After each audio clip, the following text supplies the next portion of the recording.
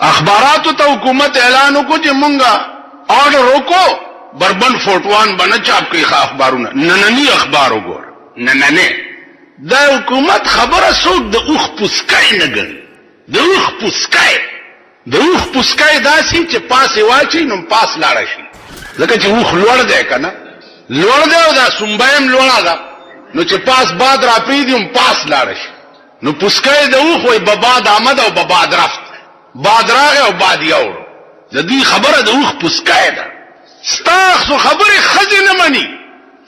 خزه نن د پاکستان خبره مني. ته هو دې خزو ته چې کور کې نه بار مروزي چې سبا در باندې تختاړي یو کنه. کابینټ اجلاس شو او کابینټ اجلاس کې اهم فیصله وشو. اهم فیصله په کې څه شو؟ خزه پکې را پاسې ده او هغه چې د اسمبلی نرخزیانو تاسو پارام کې نه مونږ هم څه حق لرو په پاکستان کې، اوس پورې مونږ ته څه نه دی ملوشي، ټول سړی چپ پاتې شي. اوس دی له غلام غوث هزاروي غوندې پکار دی. بیا کړ هزاروي غوندې یو خزه را پاسې ده. تاسو څه کړی دي؟ زوالب یو خپل لاهور کې یو په کراچۍ کې یو په پنډای کې کار کوم پلانې کوم. غلام غوث پر را پاسې دله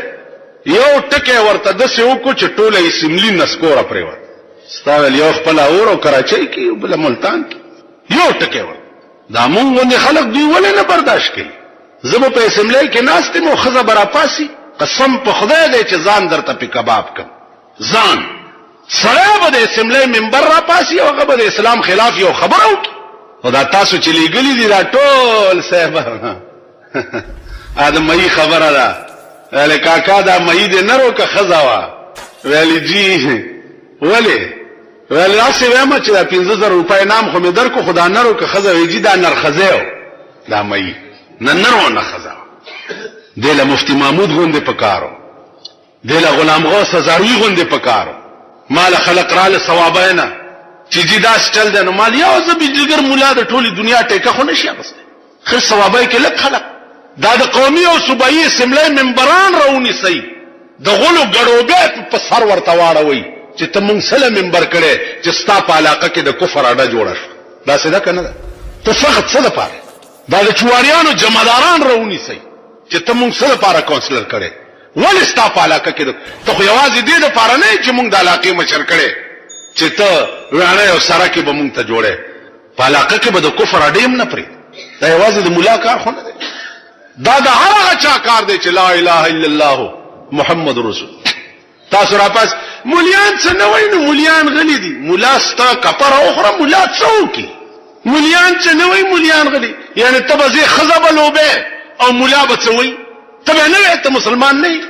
دیو جنازي ځانو لک سوچ کوی، سترګي پیدا کوي ویښ په خدای قسم کده بی دینه سیلاب یوړی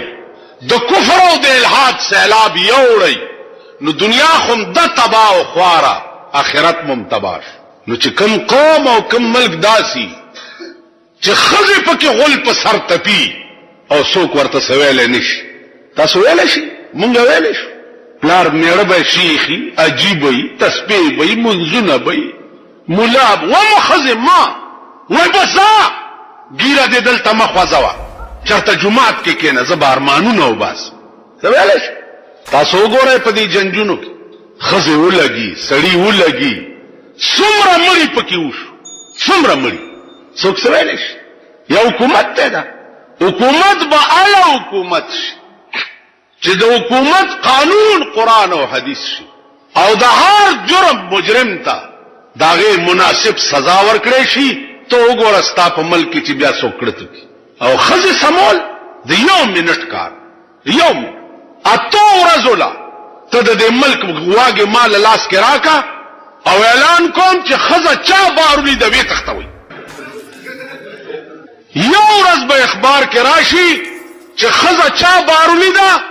نو چرګه یو مارغه ده چې چاونی و داغه ده کپ بل سبا دی بیا بار دارو د پاره خزه پیدا کنه مان دا ګیره کلک والکا زه خو به د بل خزه الا په کور کې کینو مچ زما خزه هم کور کې ناشتای کنه کدا څه نه ده زما خزه بورکه کې په کور کې پرده کې ناشتای بیا ته وګوره چې د ملک خزه زمانہ باروزی نو چې د چا خپل خزه ترکای ګډي دینو او د بل خزه څه منی کی د دوی خپل خزه وګوره میړه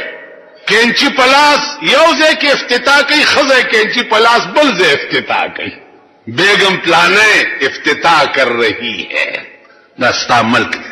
دا شرمیدلے ملک اس دے قوم زما دا خبریں خو په دوی خینه لګي او دوی ما متعلق پراپیګاندا شروع کړي دا چې بیلیګر ملالونه کالج کې سبق ویو خزه چې دا په پرنسپل ادا پلانې ټیک دا کزمار سدي والله کستا سو پرې راشي وګور خزه راولېږي زمون کور وګورای راشي او پرې دمانه دا ستا ملک دی دغه تکړه چې نن پلانیزه کې بم خلاص شو نن پلانیزه کې بم خلاص د بم علاج تجویز کوي اوس د بم علاج به هغه خلک تجویز کوي چې چا پورې سر خوې کنه څه عقل خوې ور پورې کنه چې دا ولي کی ډاکټر هغه سړی ته نه وای چې خالی مریض لور شي چې څنګه ډاکټر هغه چاته وای چې سټسکوپ په ولګي او مرض معلوم کی او علاج تجویز کی ستا پلانې مرض ده د دې دا علاج ده نو د بم علاج وګوره چې دا به څنګه کی دا ستا سکیورټي ستا انټيليجنس دا به معلوم کی لسلکه توی او 10 لکه درکې افغان مهاجر دي او 3000 دي کول سپایان دي هانجی تتبد غل معلوم کی علاج تجویز کوي نو ار ورځ اخبار چې وګورئ اخبار خو خامخازه کا ګورئ چې ار سړی لیډر گئے دی زکلا کلاوه ما لیډر النګ شوی دا چې څومره پیدا کیږي لیډران دي بس خو چې د روپای اخبار والی دام لیډر گئے شي او قسم خبري کوي بیا اوس دا خو به عقل کې راځي چې دا وزیران صاحبان که خیالو کوي چې دوی چرته د سشي افتتاح لارش نو د خلق ورته په قطار ولاړی او د ګلونو ګنټه په لاس کې نیولي دا خو به مقل کې راځي کنه دام ناراضي د ګلونو ګنټه لاس کې نیولي نو پلین ورته د خلق ولاړی او یو ګنټه ورچي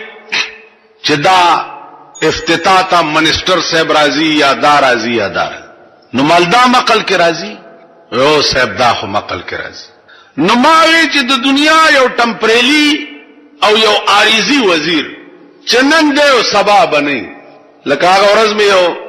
زوړ وزیر ولید مال ماتا ته نو ویلی ولسه مالدا شعر مې درته ویلو چې د دنیا په تماشا چې څوک نازيږي د دنیا په تماشا چې څوک نازيږي دا خو نن یې تماشا د سبا نه ده د دنیا په تماشو به ناز نکې د دنیا په نعمتونو به ناز نکې ولی خزا کند یتیمان بدی شپاتی خزا کند یتیمان بدی شپاتی مال دولت بدی تقسیم کری اقرباتا تبلا پروتی پا کٹ کے زوی بدی یوشی تغلی خزا بدی بلشی تغلی لور بدی بلشی تغلی رونا بدی بلشی تغلی تبلا پروتی نو معلومات آتا نو ویلی چې د دنیا په تماشا ناز مکوا منٹ کے بدر باندې قیامت جوش منٹ کے عزیزانو زمری اورزه گیدړو میلورو وغوخته چې راشي ورولي جوړو میټینګ ده